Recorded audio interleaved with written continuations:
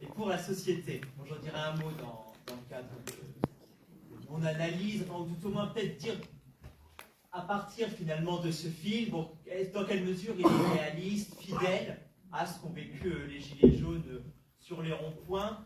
Déjà en termes de composition sociale du mouvement, on peut dire quelque chose, puisque bon, j'ai appris qu'il y avait des lycéens de Mourinx, ici c'est leur enseignant qui me l'a dit, qui étudient en ce moment les classes sociales. Donc, il y a eu beaucoup de travaux sur le mouvement des Gilets jaunes, beaucoup d'enquêtes en sciences sociales qui sont parues. Et ce que mettent en général dans ces enquêtes, c'est que finalement, c'est les petites classes moyennes, alors les fractions finalement stabilisées des classes populaires et les petites classes moyennes qui constituaient le cœur sociologique du mouvement des Gilets jaunes, qui ont joué un rôle central dans ce mouvement. Donc plutôt finalement des populations peu dotées en capitaux par rapport à la moyenne des Français, et si on regarde plus spécifiquement en termes de ressources qu'ils avaient, plutôt plus de capital économique que de capital culturel sous forme de diplôme, sous forme de niveau d'études finalement. Et finalement, ça fait écho à ce qu'on voit ici avec le portrait de Karine, qui elle, vous voyez, est une ouvrière dans l'industrie agroalimentaire. Elle le dit elle-même, hein, elle n'est pas allée très loin au niveau des études, mais bon, elle a une baraque qui tient debout, et même si il y a le crédit à rembourser, donc ça, voilà, des enjeux financiers qui étaient quand même au cœur du mouvement des Gilets jaunes. Et comme d'autres femmes, alors il y a eu des travaux notamment Samuel Noguera à Montpellier autour des leaders Gilets jaunes, donc ces femmes qui ont eu vraiment un rôle moteur au sein du mouvement, soit parce qu'elles ont participé à la modération des pages Facebook, parce qu'on prête souvent aux femmes des qualités de modération plus grandes qu'aux hommes, pour des raisons de socialisation aussi, mais aussi sur les ronds-points, puisque là on voit que c'est elle qui endosse, y compris le rôle de porte-parole à un moment lorsqu'il s'agit d'aller interpeller Macron. Donc Karine d'un côté, et puis donc son conjoint, vous avez vu, Jimmy, qui lui pour le coup ne participe pas au mouvement et qui a une entreprise de chauffeur routier, une petite entreprise qui pour le coup connaît la crise. Et bon, on le voit, la figure de chauffeur routier a été une des figures du mouvement des Gilets jaunes. Par exemple, Éric Drouet, vous vous souvenez, notamment en région parisienne, bon, c'était une des figures du mouvement, il était chauffeur routier, il y avait d'autres figures comme ça, la figure du cariste aussi, par exemple, qui est ressortie, donc ça renvoie aux classes populaires, et pas uniquement aux classes populaires d'ailleurs, parce qu'il y a y compris des indépendants, des petits patrons, mais avec les recompositions du capitalisme contemporain dans le secteur de la logistique. Et Pierre Blavier, un sociologue qui a écrit l'ouvrage sur la révolte des budgets contraints sur les Gilets jaunes, on met en avant la place centrale de ces mondes de la route en sein du mouvement des Gilets jaunes. Bon, on peut sans doute l'expliquer par le fait que c'est parti, on l'a vu, hein, de l'augmentation d'une taxe sur le prix du gasoil. Et puis, c'était aussi un des avant-coureurs, en tout cas, du mouvement des Gilets jaunes, c'était la révolte qu'il y avait eu au début de l'année 2018, beaucoup l'ont oublié, mais autour des 80 km/h, puisque c'est Édouard Philippe qui avait décidé ça, de passer de 90 à 80 la limitation sur les routes départementales. Et donc, à certains égards, il me semble que le dessin proposé par Simon et Julie, qui sont là, alias Flop and Crank, est intéressant, puisqu'on voit donc à la fois le gilet jaune, mais aussi la veste du motard. Et si vous voyez bien le film, au début, notamment le 7 novembre 2018, vous voyez le vrombissement des motos et des voitures. Donc tout ça, ça fait partie quand même de l'ambiance des ronds-points. Un petit dernier mot concernant la composition sociale sur les indépendants, parce que donc Jimmy, c'est un petit patron, il n'y participe pas. D'autres y ont participé, des artisans, des commerçants. Mais en général, ils ont la particularité de s'être très vite désengagés du mouvement des Gilets jaunes, c'est-à-dire qu'ils y ont participé le 17 novembre 2018, lors de l'acte 1, ce que les Gilets jaunes ont appelé l'acte 1, mais ils sont souvent très vite partis, retournés à leurs occupations, on voit qu'ils font des heures, et ça a eu une influence à la fois sur la composition du mouvement, qui s'est d'une certaine manière prolétarisé, et aussi de son image. Et ça, je pense que ça a eu vraiment une importance dans la France rurale et périurbaine, une dégradation donc par conséquent de l'image des Gilets jaunes qui ont pu être assimilés de manière croissante à la figure des cassos, par exemple, dans les campagnes populaires, alors qu'au départ, ils pouvaient incarner plutôt le travailleur, le bosseur, donc c'est des enjeux qui sont importants.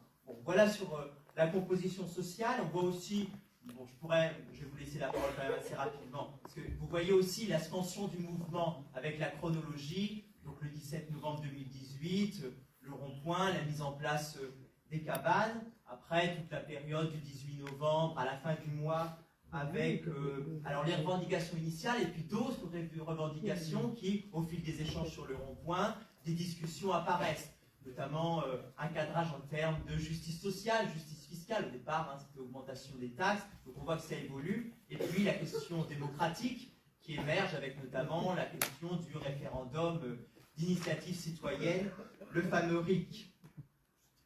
Puis le mois de décembre arrive avec les émeutes, alors à la fois sur les Champs-Élysées à Paris, vous vous souvenez, hein, c'était l'acte 3 du 1er décembre 2018, mais aussi en province.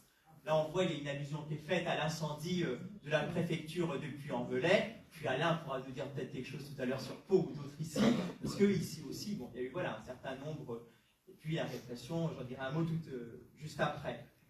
Donc à la fois, et puis en réponse à mon avis quand même au fait que finalement les manifestants haussent le ton, avec y compris des dégradations urbaines, on voit que le pouvoir est contraint de reculer. C'est le fameux virage social qui est célébré par Nathalie Saint-Cric. Hein. Bon, 7 ans après, chacun a pu mesurer ici son ampleur de ce virage social de la Macronie. Et donc le fameux virage social, et puis, mais bon, on voit que malgré ce virage social, donc le mouvement continue avec le réveillon célébré sur les ronds-points, avec une véritable fraternité, une communauté, une famille même, pour reprendre les termes utilisés par indigènes, des Gilets jaunes eux-mêmes, sur les ronds-points. Donc là, c'était la troisième phase. La dernière phase, celle qui va de janvier à mars 2019, puisque le film s'arrête en mars-avril 2019, hein, lors de l'acte 20 du mouvement en région parisienne ici.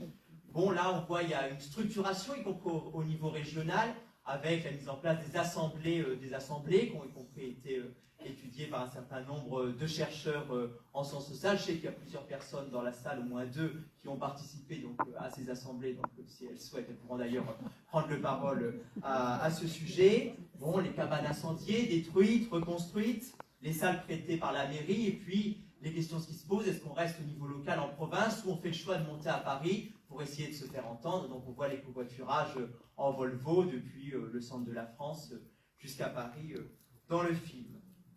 Bon, enfin, je souhaitais dire un mot de la répression policière et judiciaire du mouvement. J'avais cité en introduction tout à l'heure un propos d'une Gilets jaunes qui dit que bon, le film n'en ferait pas assez sur le sujet. Bon, il me semble que tout de même, enfin, c'est pas un élément qui est passé tout à fait sous silence, puisqu'on voit tout d'abord sur le barrage filtrant dans le Limousin, ça a été tourné à la fois dans le Limousin et puis dans les Charentes. On voit donc dès les premiers jours, enfin en tout cas en novembre-décembre 2018, une charge policière, alors que c'était plutôt dans une ambiance bon enfant avec les Gilets jaunes de fait, hein, voulaient créer une sorte de communion avec les forces de l'ordre, les forces de police. On le voit y compris à travers des slogans comme « La police avec nous ».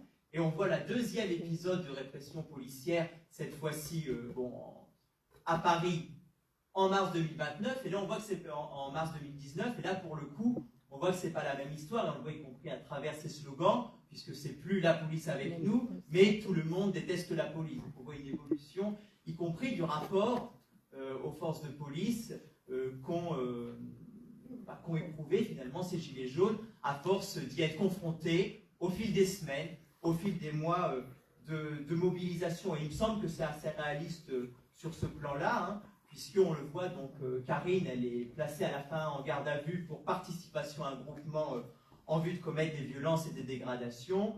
Et j'ai moi-même été interpellé avec des Gilets jaunes, vous le savez peut-être, que j'accompagnais, les Gilets jaunes du sud-ouest de la France, que j'accompagnais lors d'une manifestation contre la vie chère à Montpellier. Et finalement, nous avions été arrêtés à ce même titre. Hein, donc c'est l'article 222-14-2 du Code pénal qui avait été mis en place par Sarkozy au moment des violences entre bandes dans les quartiers populaires, mais qui avait été peu utilisé au départ pour réprimer les mouvements sociaux. Et c'est véritablement avec le mouvement des Gilets jaunes qu'il est massivement utilisé pour réprimer la révolte. Vous avez des travaux d'un certain nombre de politistes, de sociologues sur la question, notamment Florent Joshua ou Vanessa Codaccioni, si ça vous intéresse, de creuser ces éléments. Bon, sans plus attendre, je propose de vous laisser la parole. Je suppose qu'il y en a qui ont des choses à dire.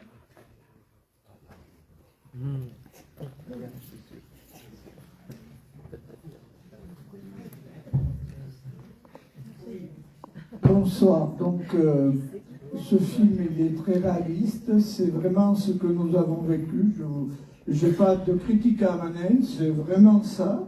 L'ambiance, la fraternité, la solidarité, la radicalité, sortir des sentiers poum poum tralala syndical, bien que je sois à la CGT. C'était un grand coup de respiration. Et l'ennemi, je n'ai pas dit l'adversaire, l'ennemi macronien en face ne s'est pas trompé, il a réprimé, il a tué, il a blessé, il a mutilé. Ce sont des dizaines de milliers de gens qui ont été emmerdés. On le voit dans le film quand ils disent « Bon, vous avez compris, soyez responsables ». Et ça continue actuellement. Et c'est là le problème. La Macronie continue. Donc, ce problème-là, je l'ai vécu, on l'a vécu, il y a un certain nombre de camarades qui l'ont vécu à la première personne, et ce 18-19 janvier 2019, on a eu la nôtre, j'ai jamais été à Paris, on a eu la nôtre, 2500 personnes à Pau. J'ai envie de dire, oui, c'était jouissif d'être dans ces manifs. Comme le 10 septembre de cette année, c'était jouissif. On ne va pas dans les manifs pour faire la gueule et pour se dire encore une balade habituelle. Parce que c'est pas pour en découdre. On a compris qu'on a un système de merde, que la Macronie, dans un premier temps, il faut la battre. Et clairement, donc, ce 18-19 janvier 2019, nous avons été un certain nombre à avoir des emmerdements très très sérieux avec la police. J'ai été condamné pour violence, enfin, tous les descriptifs qui est mis là, pour après m'apprendre qu'en fait, tout ce que j'étais accusé 1 an et demi après le Covid, parce que c'était très long, eh bien, ça tombait à l'eau. Mais dans le moment, les sbires de Macron, les obéissants, la police républicaine, elle était aux ordres. Et on parle de dictature à l'Est ou ailleurs, mais on rigole. Donc, j'ai envie de dire, c'est un bon film, il faut continuer, parce qu'on a les mêmes qui vont nous faire chier jusqu'au bout. Et si on ne veut pas les dégommer, et je parle très sérieusement, démocratiquement, eh bien, on est foutu. Il peut être au cul des sociodémocrates et entre Tordu, Glusman et toute la clique qui vont nous pourrir le climat.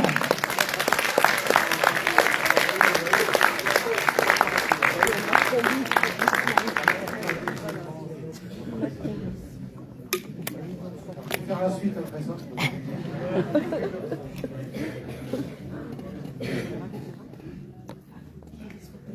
Moi j'avais une question par rapport à votre thèse. En fait, dans le film, on voit à un moment donné l'interaction entre Karine et ses supérieurs.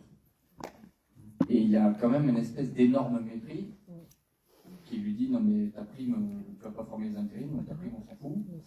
Et pareil, il y a aussi le mépris entre l'indépendant, le chauffeur et son client qui lui dit bon, il va falloir faire un peu plus. Et je voulais savoir si dans votre thèse, est-ce qu'il y a un lien entre les personnes qui ont pris part à ce mouvement des Gilets jaunes et les personnes avec qui ils étaient en interaction dans leur boulot, dans leur vie de tous les jours, qui a peut-être motivé ça, et avec un degré de radicalité plus ou moins élevé, quoi. Voilà. Ça fait allusion finalement peut-être à ce que je disais tout à l'heure autour des métiers de la logistique. Vous voyez, des figures comme les caristes ou les chauffeurs routiers, elles ont été mises en avant dans le mouvement des Gilets jaunes, alors que bon, dans le mouvement ouvrier, syndical traditionnel, on pense plus aux cheminots ou d'autres figures. Donc on voit bien qu'il y a des recompositions au sein des classes populaires et que ce n'étaient pas les mêmes fractions de ces classes qui se sont mobilisées dans le mouvement des Gilets jaunes. Et en particulier, il y a eu certains, alors, y compris des indépendants, je l'ai dit tout à l'heure, artisans commerçants, mais aussi des salariés des PME qui se sont mobilisés et qui souvent ont perdu, enfin, ont été l'engagement a un coût, et donc on subit un coût important dû à leur engagement. Il y en a y compris qui ont été licenciés. Alors bon, on trouve un motif ou l'autre pour se débarrasser de quelqu'un parce qu'il a participé au mouvement des Gilets jaunes. Mais ça a existé. Moi, j'ai compris fait des entretiens avec des personnes qui sont dans ce cas-là. Et puis, bon, je vous ai dit tout à l'heure, j'ai été... la répression que j'ai subie à Montpellier, j'étais avec d'autres Gilets jaunes, et pour le coup, il n'était surtout pas question, moi, ça a été médiatisé, mais qu'eux, on connaisse leur nom, parce qu'ils sont dans des structures, des fois des petites structures, et il ne voulaient surtout pas que leur patron sache ce qui leur était arrivé par rapport aux stigmates, au mépris qu'ils pouvaient avoir. Alors c'est du mépris sous forme symbolique, mais ça peut être aussi très, très radical et d'un point de vue financier, ça peut conduire au licenciement. Donc bien sûr, oui, ça c'est des choses qui ont été observées dans le cadre du mouvement des Gilets jaunes sur différents terrains. Je me posais une question très terre à terre, notamment sur l'aspect couple, justement. Est-ce que sociologiquement, ça a été mesuré le caractère un petit peu de couple ou pas? Parce que je trouvais que c'était quelque chose qui ressortait du film. Et puis aussi, tu parlais de la dégradation de l'image. Je me posais la question de savoir si sociologiquement, il avait été tenté des mesures de se différencier entre l'image créée par des médias on va dire, dominants et d'autres mesures de terrain.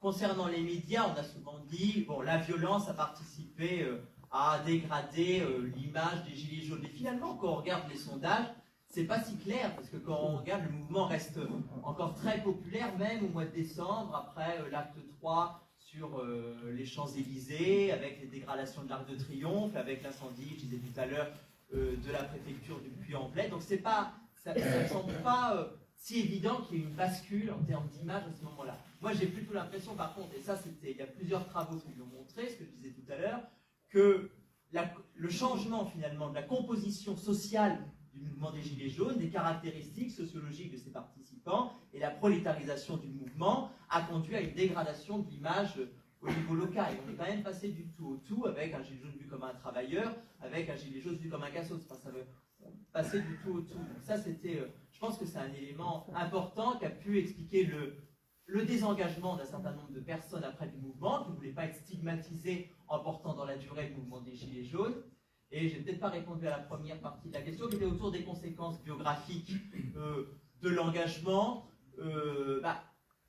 Quand on a un engagement comme ça fort dans un mouvement, et puis là c'est le cas de Karine qui jusque-là n'était pas du tout militante, donc ça fait... elle passe d'une vie, tous les samedis elle peut être avec son mari à aller faire les courses ou d'autres occupations, repeindre la chambre, à être sur tous les ronds-points avec des personnes qu'elle ne connaissait pas il y a quelques semaines plus tôt. Donc évidemment ça a une incidence sur la vie de couple, donc ça peut créer des ruptures, y compris quand on est en situation de répression face à la répression comme ça, où le conjoint soit peut être solidaire, et c'est le cas de certaines mesures dans le film, mais peut aussi dire ça va trop loin, surtout s'il ne partage pas les revendications, les idées, et puis le combat qui est mené ici par son épouse Karine. Bon, voilà. Généralement, comme ça, a priori, j'aurais pas vraiment d'éléments sur l'air. Moi, j'ai plutôt étudié l'aspect couple gilet jaune sous l'aspect des couples qui sont formés sur les ronds-points. Donc dans ces cas-là, ça va plutôt mieux.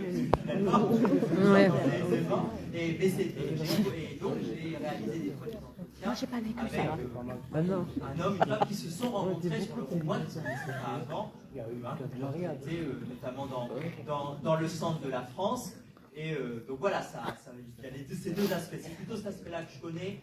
J'ai pas l'impression qu'il y ait finalement tant de travaux, j'y réfléchis là comme ça, mais qui me viennent à l'esprit concernant le mouvement des Gilets jaunes, en tout cas les conséquences biographiques, en particulier dans la vie de couple. Ce sera l'aspect à creuser.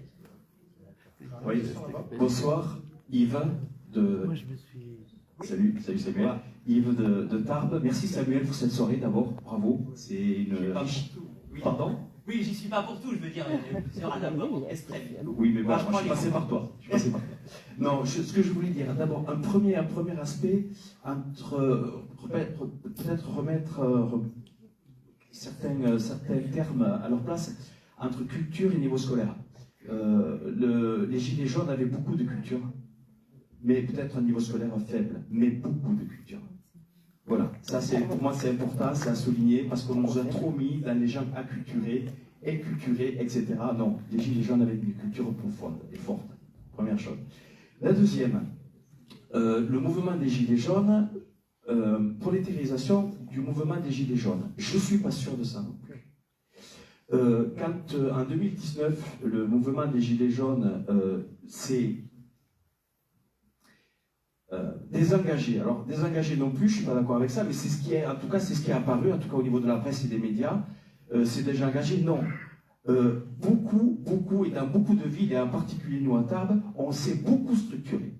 On s'est beaucoup structuré. On a créé des assos, on a créé des groupes.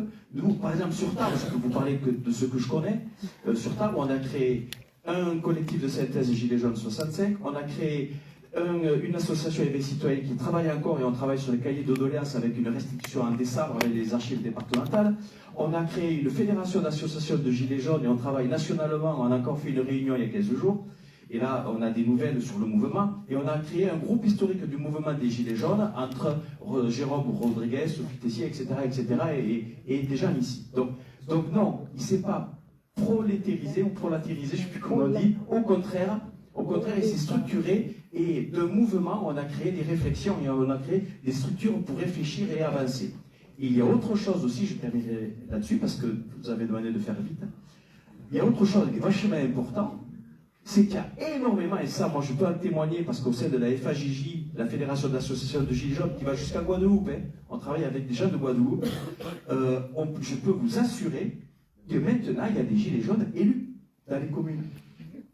Moi je fais partie, je suis élu dans ma commune en tant que gilet jaune. C'est une réalité. Et nous avons créé des commissions, moi la mienne était déjà créée, des commissions démocratie participative, où on travaille sur le RIC avec des communes. Parce qu'on a constaté, on a réfléchi et on a conclu par le fait qu'on ne fera pas péter Macron, ça va être compliqué, parce que Macron c'est la doxa, c'est le capitalisme financiarisé, etc., etc.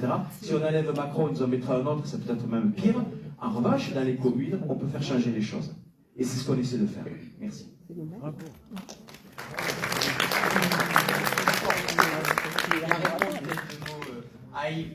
Bon, je n'ai pas dit que les Gilets jaunes n'avaient pas de culture. En fait, j'ai repris des catégories qui sont notamment utilisées par le sociologue Bernet Pierre Bourdieu, qui sont capital culturel, capital économique. Et sous l'appellation capital culturel, il met en avant notamment le niveau de diplôme. Et dans ce cas-là, voilà, je ne vais pas dire que les Gilets jaunes n'ont pas de culture. Mais de fait, ce qu'on a observé dans le mouvement des Gilets jaunes, c'est que quand on regardait précisément les fractions des classes qui étaient mobilisées, elles avaient plutôt plus de capital économique que de capital culturel, dans ce sens qu'elles avaient de capital, c'est-à-dire plutôt moins que la moyenne des Français. Bon, voilà, c'est une précision. Sur la structuration, bien sûr, oui, il y a eu... Alors ça dépend des régions, hein, il y a certains départements, par exemple, où il y a eu peu de gilets jaunes qui ont participé aux assemblées, des assemblées, mais ici, comme je l'ai dit tout à l'heure, il y a un certain nombre qui ont participé, et au niveau local, on observe, à partir de l'année 2019, tout au long du printemps, une structuration du mouvement. Alors, tu as raison, parce que ça va alors. J'ai parlé de la prolétarisation sur les ronds-points de la France périurbaine et rurale, mais dans le même temps, on a de plus en plus de manifestations qui se développent dans les centres-villes, et on le voit, puisque se pose la question dans le film de la montée à Paris. Et dans ces manifestations, le profil sociologique des Gilets jaunes n'est pas le même que celui des ronds-points. Et là, pour le coup, on a un certain nombre de militants expérimentés, on a des populations plus habituées des manifestations, dotés en capital culturel, pour le coup, qui ont souvent participé, qui ont des engagements par ailleurs politiques, syndicaux, souvent à gauche, hein, au fil quand même des semaines et des mois de mobilisation. Et les travaux qui ont été réalisés sur les assemblées des assemblées, il y a eu un certain nombre d'articles, notamment dans la revue Mouvement ou d'autres en sociologie, par Cantaravelli, un collectif et d'autres, montrent précisément, voilà, que bon, c'est pas non plus les Gilets jaunes moyens qui ont participé à cette structuration et à ces assemblées, des assemblées. Mais c'est vrai qu'il y a deux dynamiques. J'ai parlé de la prolétarisation sur les ronds-points. Il y a aussi, dans le même temps, dans les manifestations, des populations plus dotées en capitaux qui, elles, participent à ces manifestations. Et enfin, sur l'aspect élection, de fait, oui, il y a des Gilets jaunes qui, en 2020, participent aux élections municipales, hein, y compris ici à Pau, un gilet jaune qui a été tête de liste des listes et qui a été élu au conseil municipal, ça a été le cas à Bordeaux. Et Pierre Antoine Bayrou. Ouais, entre guillemets. C'est peut-être pas la meilleure chose. Non, c'est pas un gilet jaune ça, désolé. C'est pas un gilet jaune. Il n'a jamais été, il fait honte au gilet jaune, excuse-moi, Samuel.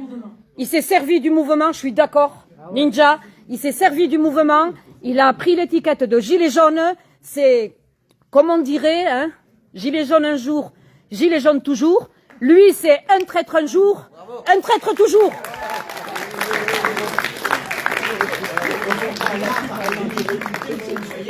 Que peuvent éprouver les gilets jaunes qui s'engagent en politique. Pas de politique avec les gilets jaunes, on l'a toujours dit. Pas de politique avec les gilets jaunes. Ça fait 7 ans que je le suis sans prétention. On m'a proposé, j'aurais pu, mais hors de question. Et Bartholoméo, justement, était venu me voir pour ça. Et c'est hors de question. J'irai jamais dans la politique, je resterai avec mon gilet jaune. Et fier. La parole à la dame qui a demandé tout à l'heure il y a 1000 personnes à propos aussi. Merci beaucoup. Je vais répondre un peu indirectement à ce qui a été dit. Moi, ce que j'ai trouvé un petit peu frustrant dans ce film, quand ça s'est terminé, c'est la fin, c'est que c'est le début du... Ça ne présente que le début du mouvement des Gilets. Voilà, ouais. Donc, du coup, c'est un peu caricatural.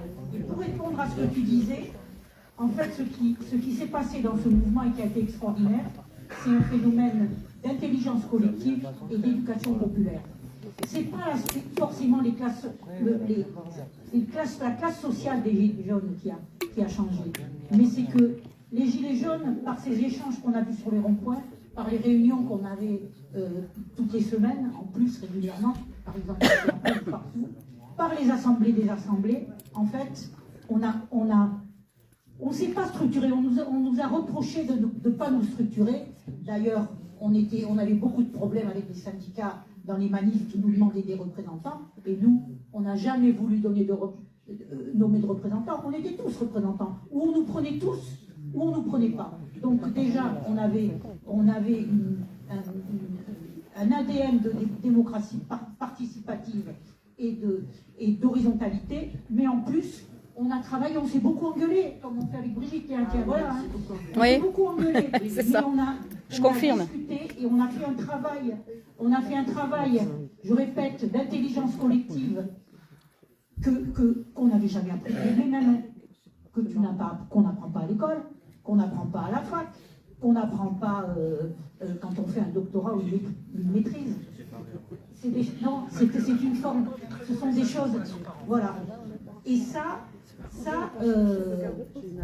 alors, ça c'est quelque chose d'extraordinaire. Je crois qu'on est marqué, quand Brigitte a dit gilet jaune un jour, gilet jaune toujours. Oui. Quand on a goûté à ça, on n'a plus envie effectivement de mettre n'importe quoi une fois tous les 5 ans, un petit bout de papier dans l'urne. Voilà.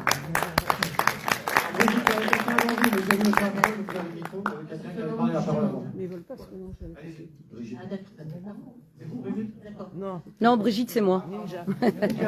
Ça, c'est Ninja. Voilà.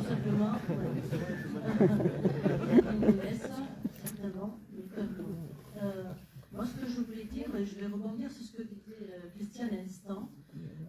Moi, j'ai fait, comme tout le monde, je suis allée sur mon rond-point. Quand je suis arrivée sur mon rond-point, il y a un monde terrible. J'ai dit, qu'est-ce que c'est ça? Et puis, je ne les ai jamais écoutés et je ne les quitterai pas parce que je suis encore gilet jaune et je le resterai. Par contre, j'ai participé à la première assemblée des assemblées à Saint-Nazaire où, comme dit Christiane, moi, je suis tombée par terre. De l'organisation qu'il y avait, de l'échange qu'il y avait, c'était du haut niveau, vraiment. De toutes ces ADA sont sortis un travail énorme. Je veux bien que des intellectuels l'aient repris, mais il y a quand même un pavé de revendications qui, à l'époque, était remonté sur le bureau de M. Macron. Et ce M. Macron, bien sûr, n'a pas voulu les laisser partir à la poubelle, bien entendu. Mais ça ne nous a pas empêché de faire du travail intellectuel, surtout du travail collectif, et une réflexion collective de tous les... J'ai jamais vu ça. vécu, vraiment. Et c'est vrai que quand on revenait sur les ronds-points, c'était une autre perception des choses, et quand on allait à Paris, c'était encore une perception des choses. Je veux dire par là que moi j'ai fait un peu toute la France, et je me suis rendu compte que chaque point de Gilets jaunes avait sa spécificité.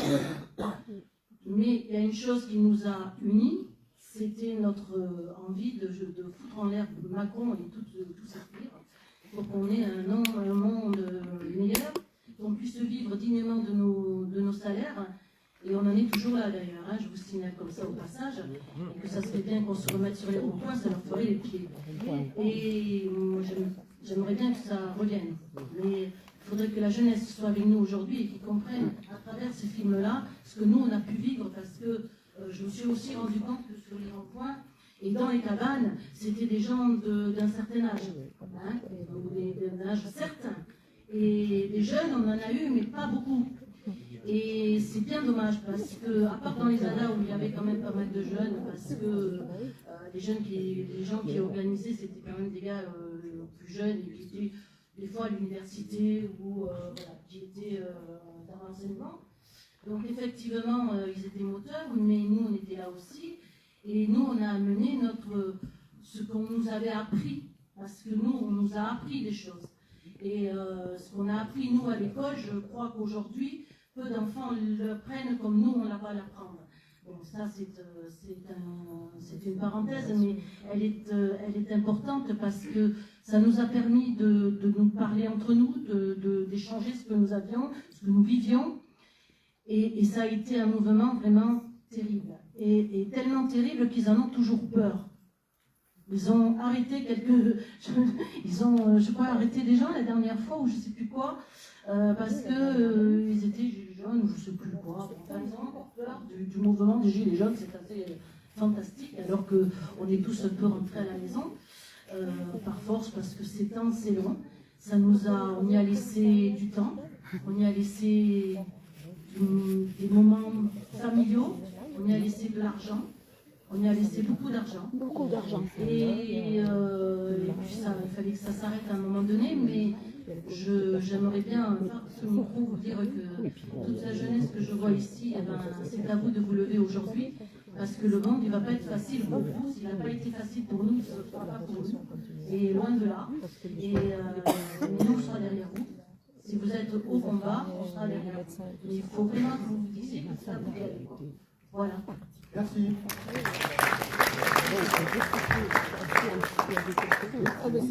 Donc, je vais peut-être avoir un point de vue un peu plus critique de mon côté vis-à-vis du film. En effet, donc, je souscris pas totalement aux commentaires de la personne qui était en introduction, qui disait que ce film n'était pas du tout à voir ou autre.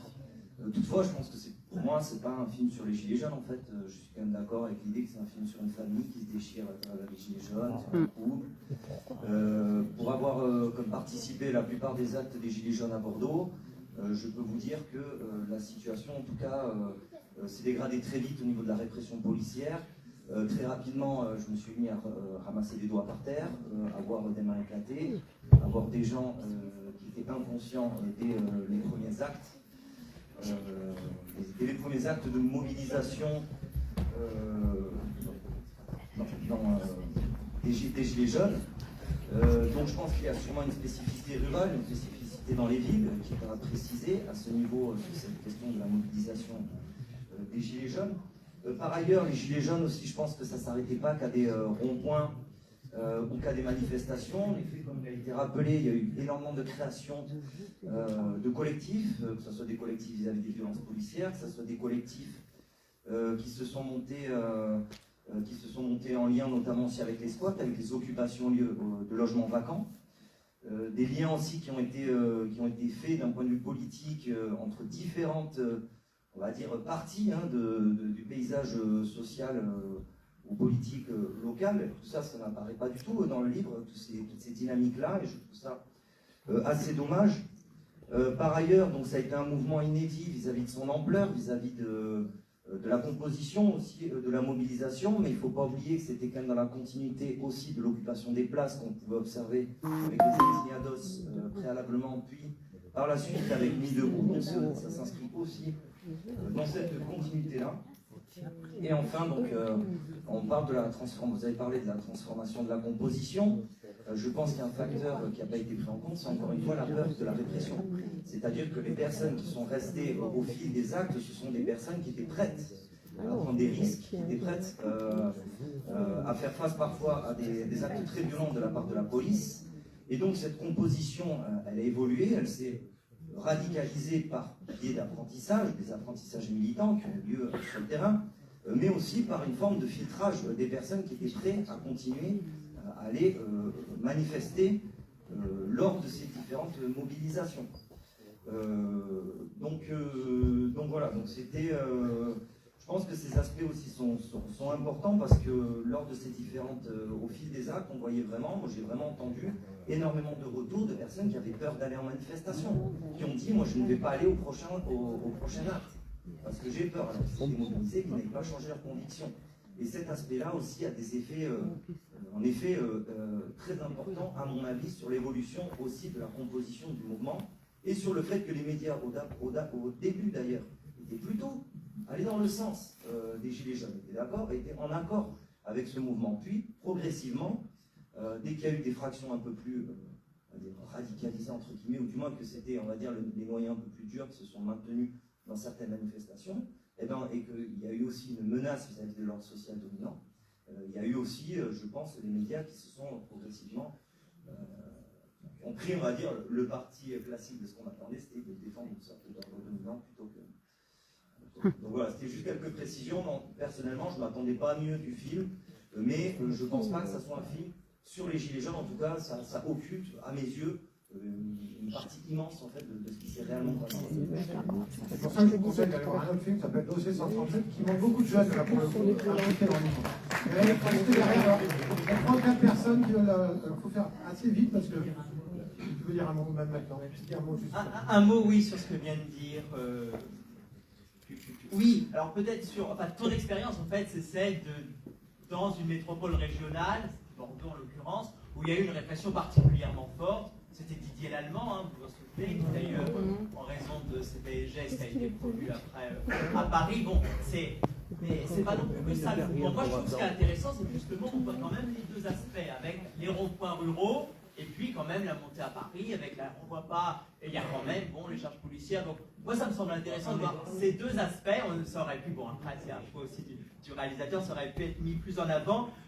Par contre, et là je te rejoins un petit peu, c'est sur l'aspect purement politique. Je le disais, y compris avec Xavier au départ, il y a eu y compris des conflits d'ordre idéologique, politique. On le voit d'ailleurs tout à l'heure, il suffit que je dise le nombre d'un gilet jaune et puis toute la salle s'enflamme. Bon, il y a eu des conflits internes aux gilets jaunes, y compris pour des raisons idéologiques, et ça on ne le voit pas forcément dans le film, c'est suggéré, puisque si on fait attention aux slogans, on fait attention, enfin, par exemple, quand on regarde le collectif sur le rond-point, il y en a à la fois qui portent des gilets jaunes avec la mention Frexit, pour la sortie de la France de l'Union Européenne, et d'autres qui ont le A anarchiste, bon, entouré d'un rond, donc on peut penser qu'ils ne votent pas forcément pareil s'ils votent, et qu'ils ont des façons de voir les choses un peu différentes. Mais on voit quand même aussi, au-delà de ça, et les gilets jaunes ont insisté beaucoup comme ça, au-delà de ces divisions qui peuvent paraître peut-être pour eux des fois superficielles, ils sont réunis autour d'un symbole, le gilet jaune, et puis le drapeau français, qui est quand même très présent au départ.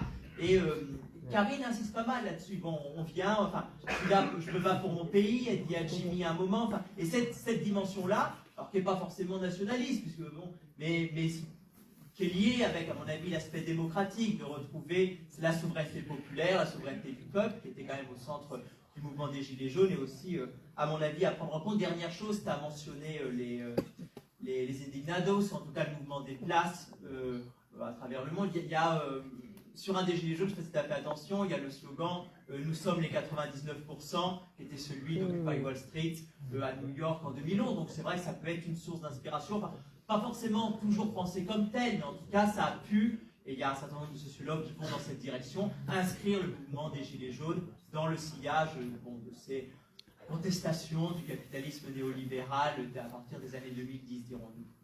Alors juste une réaction là, pour aller dans l'ordre des doigts qui se lèvent, parce que ici on voit tout. Donc, oui, bonsoir. Moi personnellement j'étais gilet jaune quand j'avais 15 ans. On n'entend pas. J'ai commencé à justement, on s'est retrouvé dans des conseils citoyens à la mairie de Town avec notre cher Trémège en procès actuellement. Et en fait, le problème du film, bien qu'il soit très beau, etc., c'est une histoire d'amour. En France, on a un truc avec la manifestation, c'est qu'on a le droit de manifester, etc. Et on ne devrait pas avoir ce système-là de pensée. Quand on va manifester, ah mais est-ce que j'y vais? Est-ce que je vais être en sécurité? Est-ce que quand j'y vais, comment je vais rentrer? À Marseille, par exemple, quand on a commencé à bloquer les facs, les lycées, on a eu les CRS qui nous ont gazés quasiment sans annonce, etc. Enfin, ça, à Marseille, ça a été très compliqué. J'ai eu la chance de pouvoir ramasser des doigts aussi. C'est pas forcément très joli, mais en fait, c'est quasiment ce qu'on voit majoritairement en manifestation. Encore actuellement, par exemple, Sainte-Soline, on a eu les témoignages et les vidéos qui sont ressorties. Et je suis certain que si on ressort les vidéos des policiers qui ont leur caméra sur diverses manifestations en France, partout sur le territoire, on aura les mêmes situations avec les mêmes propos et le même désir limite sexuel du manifestant.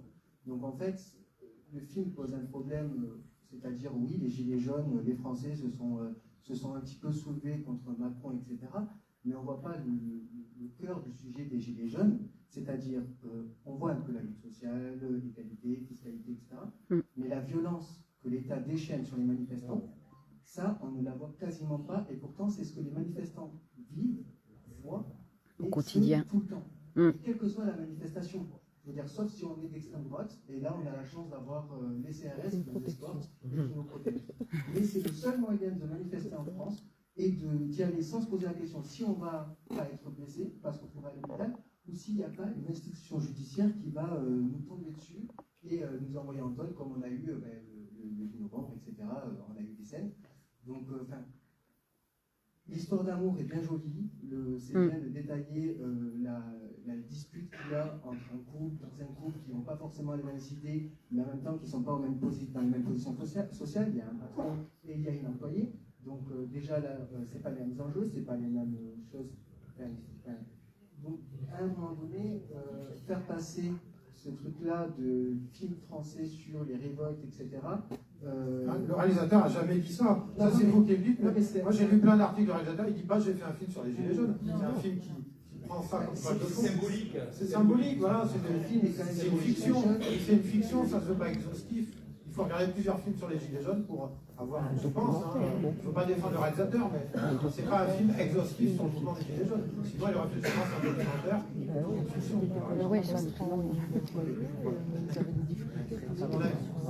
Oui, c'est ça. Je vais avoir un peu dissonante parce que tout le monde dit que c'était un grand mouvement de fraternité. Alors moi, je vais raconter ce qui est arrivé sur les Gilets jaunes. Ça n'a pas duré très longtemps.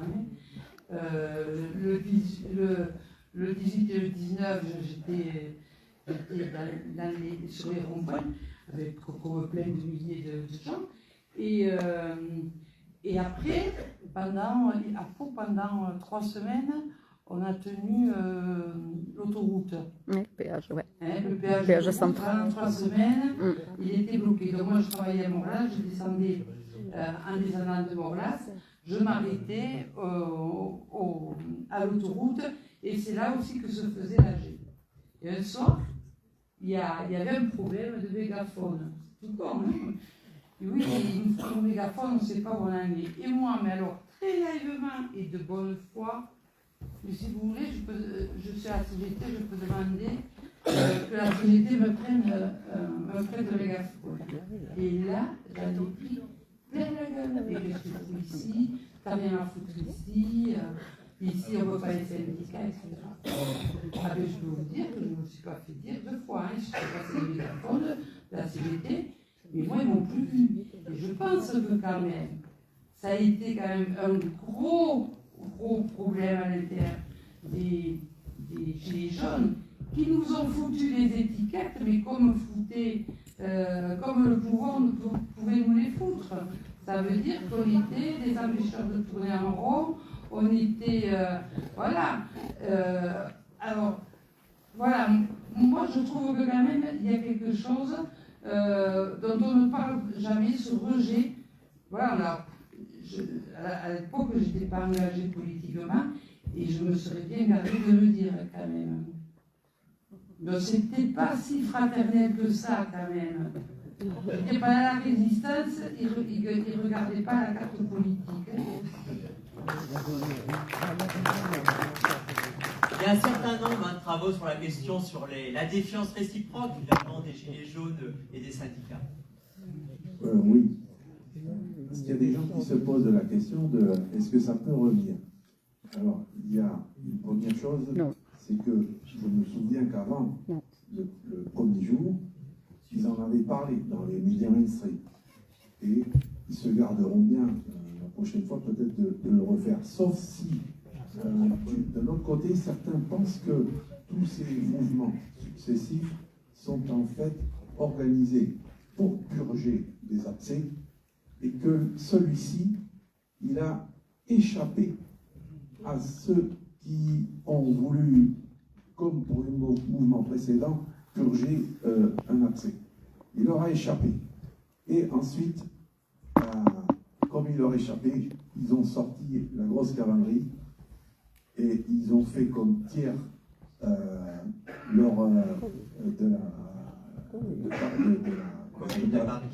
commune de Paris. Ils ont voulu faire passer aux gens l'envie de recommencer. Et avec des LBD, tout ça, j'ai vu des gens qui revenaient de Toulouse, qui étaient terrorisés, qui me disaient c'était pas une manif, c'était une battue. Donc voilà ce que je voulais dire. Et aussi par rapport aux cabanes de gilets jaunes qui ont été nuitamment brûlées, ici, à Pau, autour de Pau, jusqu'à Artix et tout ça, ils ont tout été brûlés. Et à chaque fois, les gens pensaient que c'était quelqu'un avec qui ils avaient été en désaccord, qui avait mis le feu. Et bon, moi je me rappelle de l'histoire des paillotes en Corse, donc je savais que les gendarmes étaient capables de brûler quelque chose, donc évidemment que et là c'est bien dans le film parce qu'ils le disent. Ils disent c'est les flics. Ils disent pas c'est quelqu'un du groupe qui a pu le faire, quoi. Et ça j'ai apprécié. Voilà.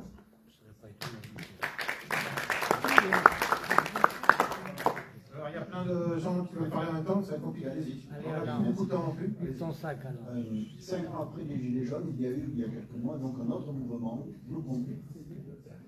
Je ne vais pas faire de comparaison, mais par contre, ce que je mesure, ce que je constate, c'est une véritable criminalisation de la mobilisation sociale. Parce que comme sur ce point-là, il y a des chiffres qui attestent vraiment de cette criminalisation. Oui, bien sûr, on a des chiffres. Là, je parlais tout à l'heure de l'article 222-14-2 du Code pénal. Il suffit de voir, il a été, y compris, massivement utilisé dans le mouvement Bloquons tout. Et on voit qu'il y a une criminalisation de plus en plus grande. Et y compris, bon, au niveau local, on voit aujourd'hui, y compris à Pau, ce qu'on observait avant. Enfin, il y a encore, quand je dis avant, c'est pas jadis ou autrefois, hein, c'est il y a quelques mois, quelques années, dans les métropoles régionales. La répression qu'il y a eu à Pau pour le 10 septembre, moi j'étais dès 4h30 du matin au Zénith, bon, et jusqu'au soir 19h à Pau. Il y en a un certain nombre dans la salle aussi. Bon, la répression a été particulièrement forte, avec plusieurs gardes à vue, y compris des syndicalistes de la CGT qui passent au procès au mois de mars par rapport à leur participation au mouvement. Donc de fait, oui, la répression est grande. Le mouvement des Gilets jaunes a pu servir de laboratoire et c'est vrai. On voit bien que le pouvoir ne souhaite pas que ça se reproduise. Donc il y a une volonté de tuer dans l'œuf la révolte du 10 septembre. On peut peut-être par contre nuancer l'aspect médiatique là, puisque ce qu'on a vu, c'est même si en plus c'était sur des mots d'ordre pour le coup, ça rejoint un peu ce que tu disais tout à l'heure, sur des mots d'ordre plus de gauche, vraiment anti-libéral, anticapitaliste, il était plus marqué que le mouvement de Gilets dans ce sens-là. Nonobstant cela, bon, les médias en ont massivement parlé, y compris depuis l'été. Il y a eu quand même des semaines de battage médiatique autour du mouvement du 10 septembre. Qu'est-ce qu'il va y être? Qu'est-ce qu'il va y avoir? Qu'est-ce qu'il va y avoir? Donc bon, je lui lancerai un peu cette... Bon, je pense qu'il y a des logiques aussi propres au champ médiatique, au niveau de l'audimat, tout ça, qui font que même si ça peut déranger dans une certaine mesure peut-être le pouvoir, c'est pas pour ça que les médias, y compris dominants, n'en parlent pas. Oui, je voudrais juste Oui, moi je voudrais juste revenir sur les violences subies, puisque moi personnellement j'ai été violenté à la mairie de Pau. On n'en parle pas davantage effectivement, mais c'est vrai qu'on a besoin de parler de quand on a été violenté de la sorte, j'ai été violenté. Et c'est vrai que c'était avant Noël, bon, je vais parler un peu de tout, mais bon, il y a quand même Noël quelques jours après, mes petits enfants se rappellent quand même d'avoir vu leur papy, bon, j'avais le visage bien touché.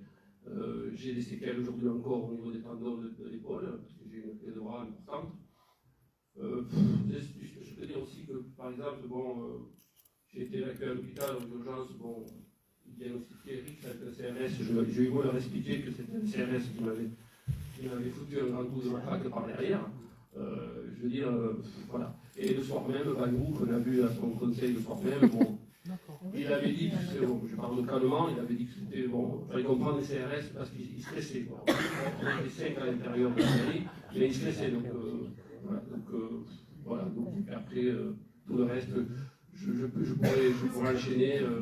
Puisque le petit jeune qui était témoin, après, a été balancé par une voiture à Oloron, une manifestation. Il y a plein de choses quand même qui sont. Voilà, mais c'est important. Pour moi, c'est. Bon, je suis sûr que. C'est important de parler des violences qu'on a subies, quelles qu'elles soient. Juste, je les explique. Rapidement, je voudrais quand même dire que par rapport aux violences policières, effectivement, il y en a eu partout, il y en a eu beaucoup, mais il y a eu aussi des complicités entre la police et les manifestants. Nous, à Tarbes, on l'a bien senti. Moi, je me suis fait mettre, on m'a signifié ma garde à vue. Je me suis fait serrer après une manif, je me suis fait serrer entre deux camions de police. Et, le chef de la police m'a mis en garde à vue et ce sont les policiers qui m'ont sorti. Qui m'ont sorti de la garde à vue. Parce que pendant une manifestation, il y a un policier qui a sorti sa main de son gant, qui m'a serré la main, qui m'a dit « on est tous des gilets jaunes ». C'était incroyable ce moment-là. Voilà. Il y a ça. Ça, c'était incroyable. Le deuxième point, rapidement. Tant pis, je ne vais pas me faire des amis ici, mais c'est pas bien grave. C'est ça le mouvement des Gilets jaunes, c'est la pluralité des réflexions. Mais si, le mouvement des Gilets jaunes, encore aujourd'hui, c'est un mouvement politique. Mais bien sûr, c'est un mouvement apartisan, transpartisan, on n'est pas étiqueté, mais on fait de la politique. Parce que sinon, faire de politique, c'est organisation de la cité. Nous voulons être partie prenante de l'organisation de notre cité, parce que c'est nous qui subissons la politique. Donc nous faisons de la politique non politicienne, transpartisane, à travers un mouvement, mais oui, nous sommes un mouvement politique. Ça, c'était, pour moi, c'est important, c'est pas après, dire que le mouvement des Gilets jaunes a fait la démonstration de ce que la gauche aujourd'hui n'est pas capable de faire. Nous sommes un mouvement transpartisan. Il y avait des mecs qui votaient RN, il y avait des mecs qui votaient FI, il y avait des mecs qui votaient PA, il y avait des mecs qui votaient PLU, et il y avait des mecs qui votaient écolo. On a tous travaillé dans les ADA, tous ensemble. Aujourd'hui, on a le RN qui monte, on a les nazis qui montent, et la gauche n'est pas capable de faire ce qu'on a fait nous. C'est tout. Alors peut-être une dernière remarque qui vient d'une jeune femme. Je laisse la parole. Et après on laissera peut-être Samuel conclure. On pourra continuer à discuter en décembre. Alors bonsoir. Moi je voulais revenir sur la violence policière. Quand c'était les Gilets jaunes, moi, je j'avais... Parle bien dans plus fort, on n'entend pas. J'avais 12-13 ans, maintenant j'en ai 19.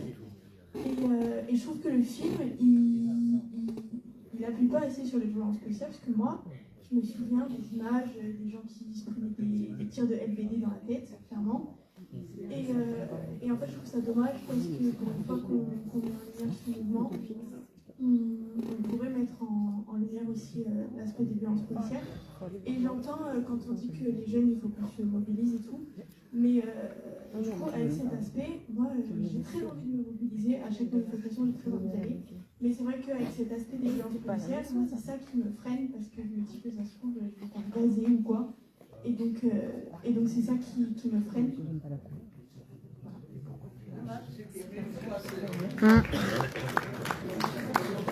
toute façon, ils ont tenu le mouvement comme ça, avec la peur. Il y a dossier 137, comme le dit Xavier, sur la question des Gilets jaunes. Il y a aussi, depuis plusieurs années, David Dufresne qui a fait Un pays qui se tient sage. C'était vraiment une documentation sur les violences policières. Et là, on voit le double, le risque et puis aussi l'atout que peuvent constituer les réseaux sociaux. Parce que c'est souvent ces violences policières, le film sur les smartphones, qui ont permis de le mettre en avant. Mais c'est vrai que voilà, on peut mettre l'accent, on peut trouver que l'accent n'est pas assez mis sur la police. Après, moi, si je prends mes recherches proprement dit, bon, longtemps, c'est pas un aspect que j'ai même pensé étudier d'une manière avancée, puisque à la fois, quand j'étais sur les points ruraux, c'est pas forcément un aspect qui sautait aux yeux, cette répression policière, en tout cas, au moment où j'étais allé, et y compris, alors peut-être pour relativiser ceux qui auraient vraiment peur d'aller en manif. Enfin, moi, j'ai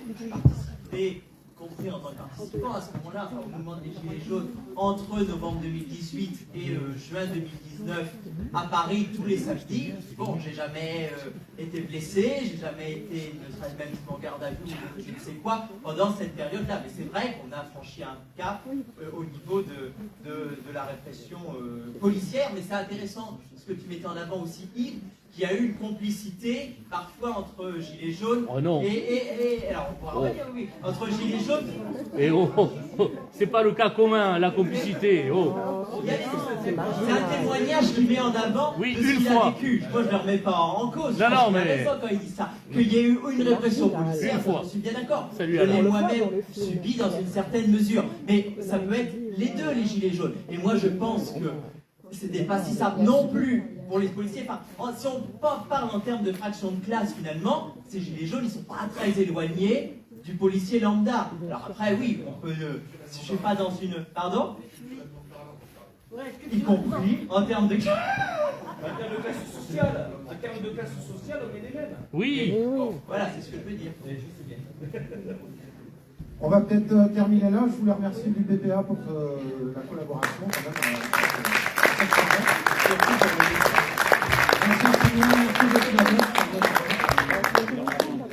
Merci à vous et à très bientôt.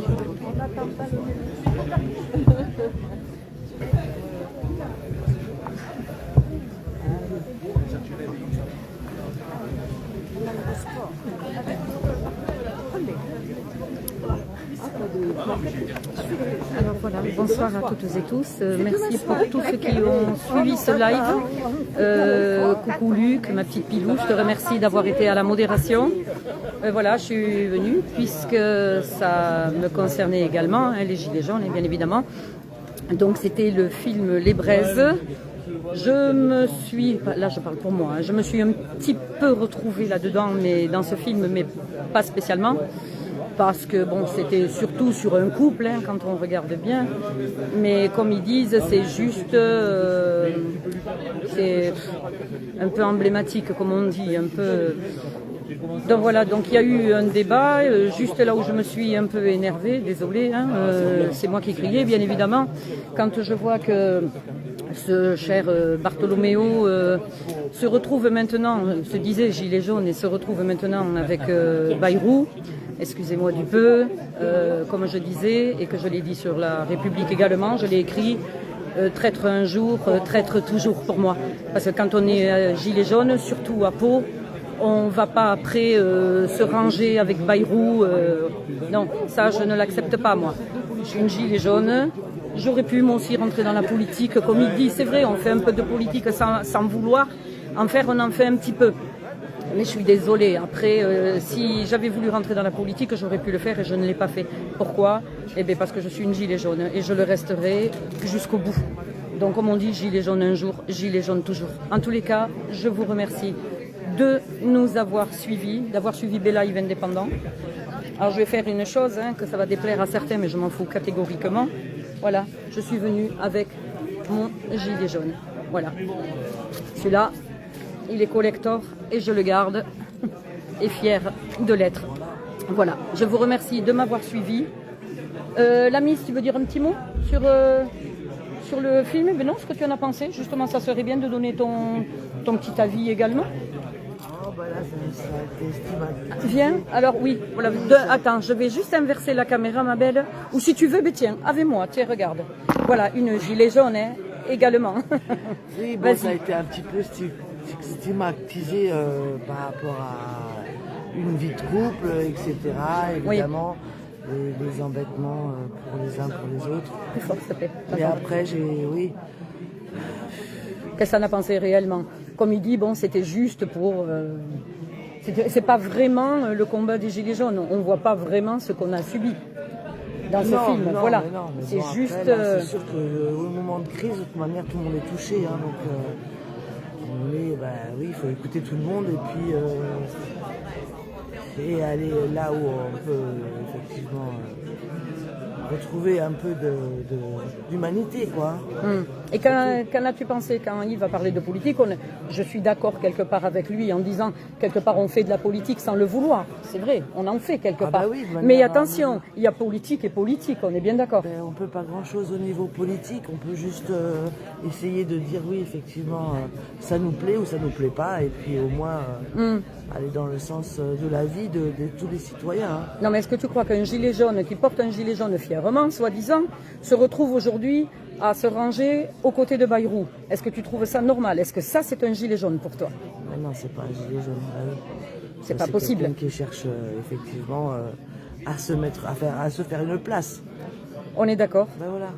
Et bon, alors en définitive, tu veux dire un mot tant que tu y es? Hein? Elle est pas là. Elle est dans son monde. Tu veux dire un mot tant que tu y es? Tant que tu y es, tu veux dire un mot? Non, parce que là, on dit ce qu'on pense là de... Bon, le film est un peu décevant quand même. Hein. Ah, c'est le point de vue qu'on donne. Là, je suis en train de... J'ai trouvé le film... On t'entend là, mais on ne te voit pas. Bon, c'est pas grave. Non, mais alors viens là, comme ça, mets-toi avec nous. Donc, regarde, mets-toi avec nous. Elle est là.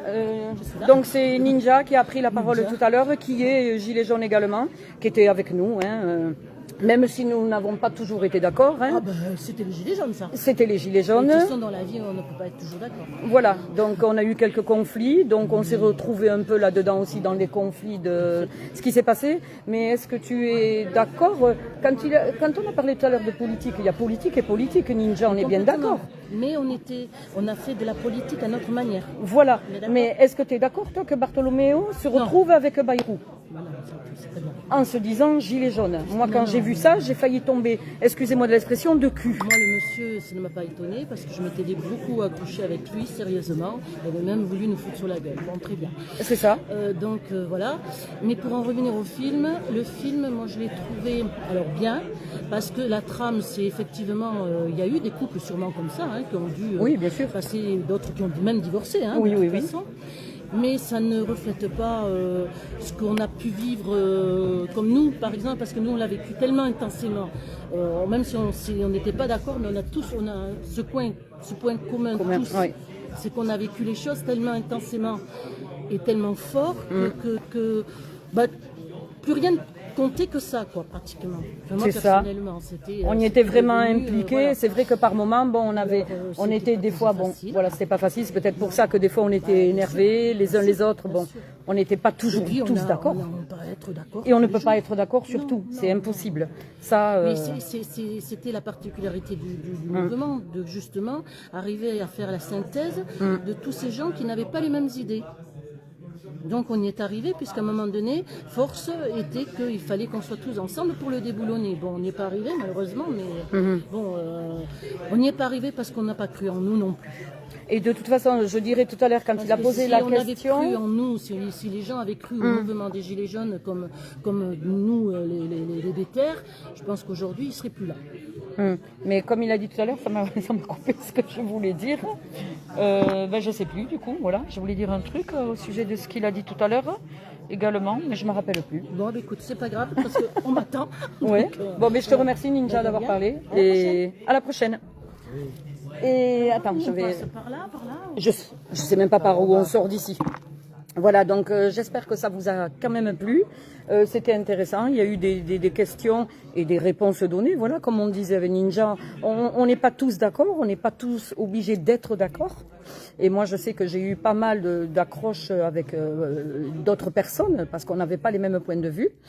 Et en tous les cas, le mouvement, je ne le regrette pas. Pardon ? Attends, j'arrive. Je croyais qu'on m'appelait à moi.